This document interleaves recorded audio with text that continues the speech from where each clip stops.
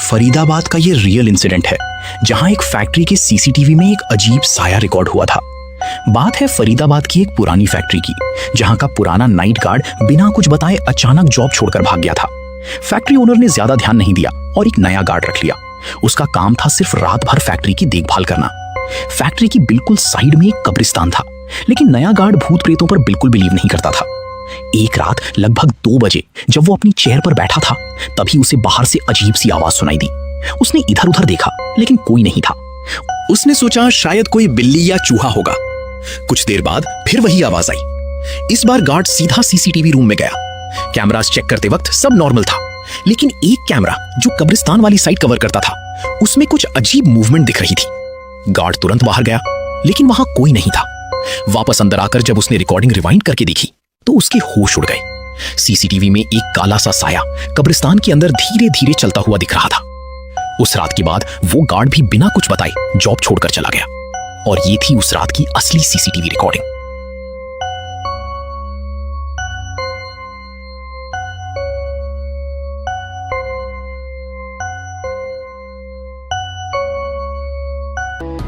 किन्नौर की एक सच्ची घटना जो स्थानीय लोगों के अनुभवों पर आधारित है।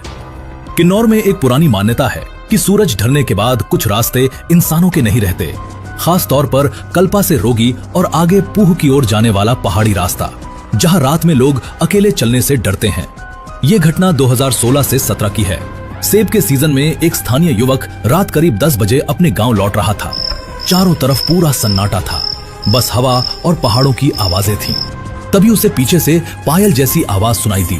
उसने पीछे मुड़कर देखा, लेकिन वहां कोई नहीं था। फिर भी उसे लगा जैसे कोई उसके साथ साथ चल रहा हो। कुछ कदम आगे बढ़ते ही उसने सामने देखा, सफेद कपड़ों में एक औरत, जिसके पैर जमीन को छू ही नहीं रहे थे। उसका चेहरा साफ नहीं दिख रहा था, बस आंखों में अजीब सी चमक थी। उस औरत ने कहा, रुक जा, ज्यादा दूर मत जा। उसकी आवाज बिल्कुल इंसान जैसी नहीं थी।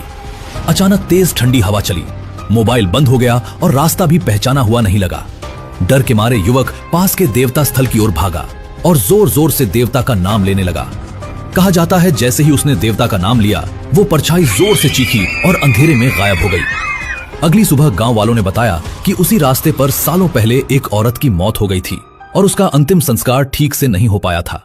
इसीलिए किन्नौर में कहा जाता है, रात के कुछ रास्ते इंसानों के नहीं होते। क्या आप इस परछाई जो चुपचाप आग के पास बैठी थी? चारों दोस्त डर गए। उन्होंने तुरंत खुद को गिना, 1 2 3 4। सभी 4 दोस्त वहीं थे। तो फिर आग के पास बैठा 5वां कौन था? उस रात वो चारों बिना पीछे देखे गांव की तरफ